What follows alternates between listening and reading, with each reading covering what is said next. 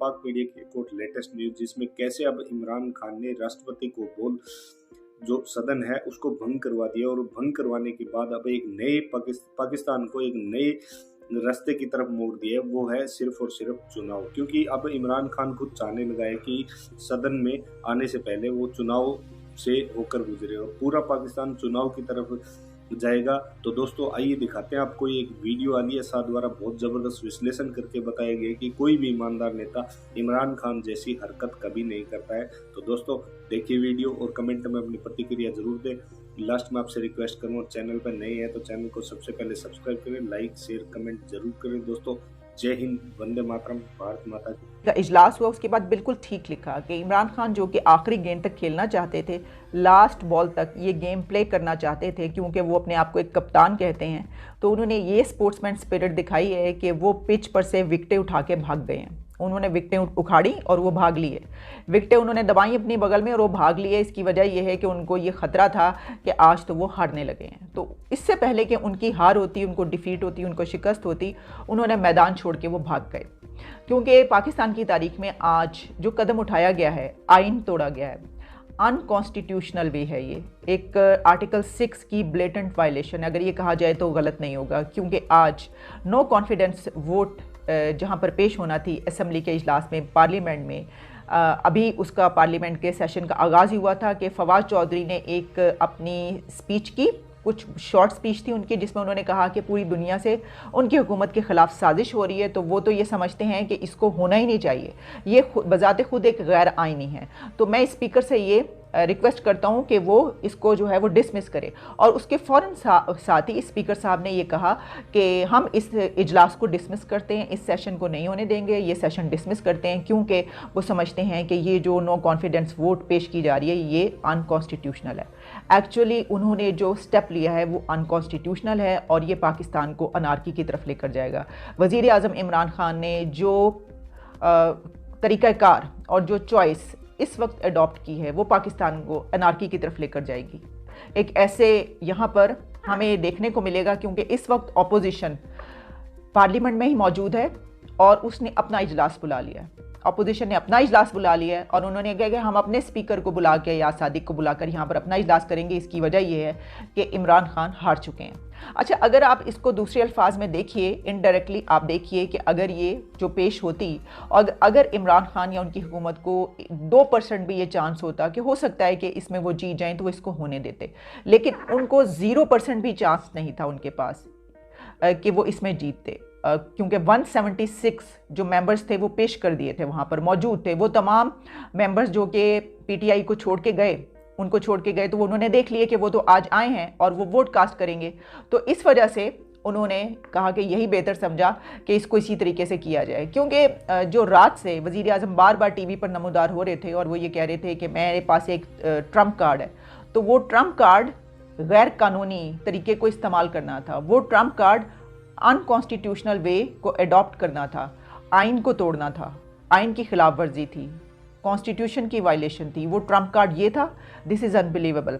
और उसके साथ ही फिर जैसे ही ये हुआ, इमरान खान टीवी पर एक मरतबा फिर आए और उन्होंने एक अपनी शॉर्ट स्पीच में चंद सेंटेंसेज उन्होंने अदा किए, जिसमें उन्होंने ये कहा कि मैं प्रेसिडेंट आरिफ अलवी को ये रिक्वेस्ट कर दी है, ऑर्डर कर दिया है कि वो असम्बलीज़ डिज़ोल्व कर दें। तो प्रेसिडेंट आरिफ अलवी ने पाकिस्तान की असम्बलीज़ डिज़ोल्व कर दी हैं। तो इस वक्त असम्बलियाँ तहरील हो चुकी हैं, असम्बली डिज़ोल्व हो चुकी है, नए इलेक्शन का ऐलान होगा। लेकिन क्या नए इलेक्शन तक पहुँच पाएंगे, इसकी वजह यह है कि अपोजिशन ने सुप्रीम कोर्ट में जाने का ऐलान कर दिया है। बिलावल भुट्टो ने सुप्रीम कोर्ट में जाने का कहा है कि हम सुप्रीम कोर्ट से रुजू कर रहे हैं। और इसके अलावा जो अटर्नी जनरल हैं उन्होंने रिज़ाइन कर दिया। अटर्नी जनरल ने जैसे ही ये फैसला हुआ उसके चंद ही सेकंड्स के बाद, चंद ही लम्हों के बाद अटर्नी जनरल की तरफ से ये स्टेटमेंट आई कि मैं इससे ज़्यादा इस गवर्नमेंट को डिफेंड नहीं कर सकता, दिस इज़ टोटली अनकॉन्स्टिट्यूशनल जो इन्होंने वे अडॉप्ट किया है, लिहाजा मैं रिज़ाइन करता हूँ, क्योंकि इस हुकूमत ने कानून की और आइन की धज्जियाँ उड़ा दी हैं। तो अटर्नी जनरल ये कह के मुस्ताफ़ी हो गए हैं कि इमरान खान ने और और उनकी हुकूमत ने आइन की धज्जियाँ उड़ा दी हैं। सुप्रीम कोर्ट इसको, मैं ये समझती हूँ कि मुझे ऐसा लग रहा है कि क्योंकि मुल्क के हालात इस वक्त ख़राब होने जा रहे हैं, इस वक्त इस हुकूमत ने अगर ये कहा जाए कि डिफ़ीट हो गई इमरान खान को, तो गलत नहीं होगा।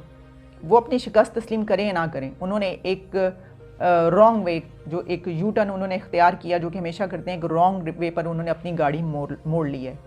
अब उनके पास पीछे का कोई रास्ता नहीं है और उनके पास आगे का भी कोई रास्ता नहीं है। देखिए, इस सिचुएशन में एक और चीज़ होती है, वो क्या होती है?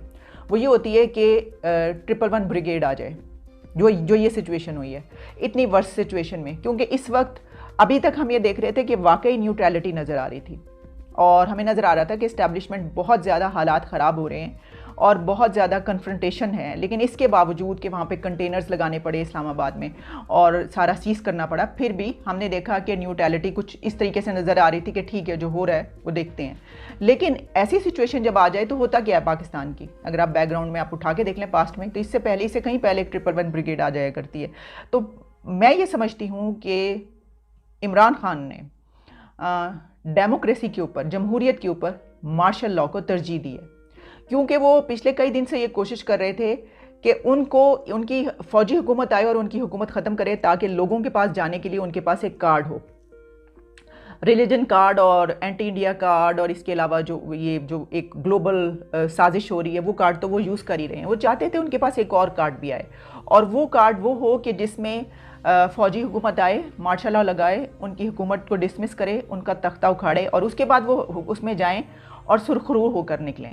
उन्होंने आखिरी दम तक ही दे। अब ये जो उन्होंने एक्ट एक और किया है, ये जो उन्होंने वे अडॉप्ट किया है, ये भी दरअसल उनकी ऐसी ही चॉइस है कि वो यही चाहते हैं कि अभी भी कुछ ऐसा हो जाए। वो आखिरी लम्हे तक उनकी यही ख्वाहिश थी कि कुछ ऐसा हो जाए कि जिस पे उनको बाहर निकलने का और ये कहने का मौका मिले कि देखो मेरे साथ क्या हुआ है। लेकिन हुआ कुछ यूँ है कि अब आखिरी पॉइंट पर उनको ये नहीं पता कि उनके साथ क्या हो गया, क्योंकि आखिरी पॉइंट पर उन्होंने जो वे अडॉप्ट किया है तो वो उनको अब बाहर निकलने का रास्ता शायद ना मिल सके। अभी तक जो हमारे सामने तफसीलात आई हैं उसमें अगर हम देखें, एक तो असम्बलीज डिज़ोल्व कर दी गई हैं, फिर ये कि इसमें जो अपोजिशन उसने कह दिया कि हम सुप्रीम कोर्ट में जाएंगे। अच्छा, इसके अलावा जो है कुछ और चीज़ें ये नज़र आ रही हैं कि जिस तरह जब इलेक्शन की बात की जा रही है कि अब इलेक्शन को जो है वो अनाउंस किया जाएगा, तो उसमें हम देखें हुकूमत इसको अपनी जीत कह रही है। मैं देख रही थी कि सोशल मीडिया पर, वो तो हम देख ही रहे थे, वो तो अपनी कभी हार उन्होंने तस्लीम की ही नहीं, लेकिन इसको जो है वो कहा जा रहा है कि हमारी बहुत बड़ी जीत है कि हमने ये कर दिखाया, हमारे पास यही ट्रम्प कार्ड था जो हमने कर दिखाया। लेकिन क्या इसके बाद गिरफ्तारियां होना शुरू होंगी या सुप्रीम कोर्ट इसको कैसे चलाएगी, कैसे लेकर चलेगी, हमें अभी नहीं पता फौरी तौर पर। हम सिर्फ ये कह सकते हैं कि अभी आने वाले हमें दिन बताएंगे, आने वाले दिन नहीं बल्कि आने वाले चंद घंटे हमें ये बता देंगे कि क्या होने जा रहा है।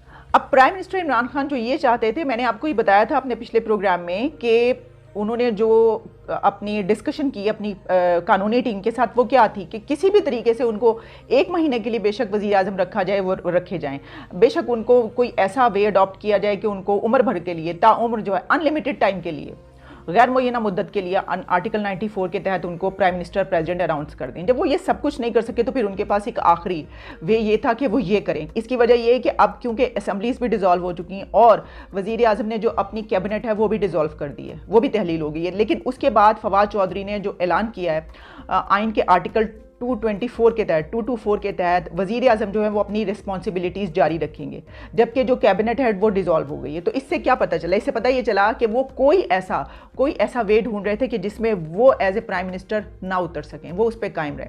अच्छा, मैं बड़ा हैरान ये हो रही थी कि वज़ीर आज़म को लग रहा है कि जैसे ये इनकी आखिरी बारी है, इसके बाद इनको नहीं मिलेगी। इसकी वजह ये कि जब बेनज़ीर भुट्टो थी तो प्राइम मिनिस्टर बेनज़ीर भुट्टो जब हुआ करती थी, उनके खिलाफ भी नो कॉन्फिडेंस वोट आई थी और उन्होंने क्या किया था, अभी भी तस्वीरें वायरल हो रही हैं, उन्होंने हंसते मुस्कुराते वो बैठी हुई थी, उन्होंने उसको एक्सेप्ट किया, कोई कॉन्स्टिट्यूशन की वायलेशन नहीं की, आइन नहीं तोड़ा। उन्होंने कहा ओके, आप मेरे खिलाफ ये कर रहे हैं, मुझे मालूम है कि आपने क्या टैक्टिक्स यूज़ किए हैं, लेकिन ये आपका आइनी हक है और आप अगर ऐसा करेंगे और इसके ऊपर आप पूरा उतरेंगे, आप अपनी गिनती पूरी कर देंगे, मेरे पास गिनती नहीं होगी तो ओके। उन्होंने उसको एक्सेप्ट किया और वो घर चली गई।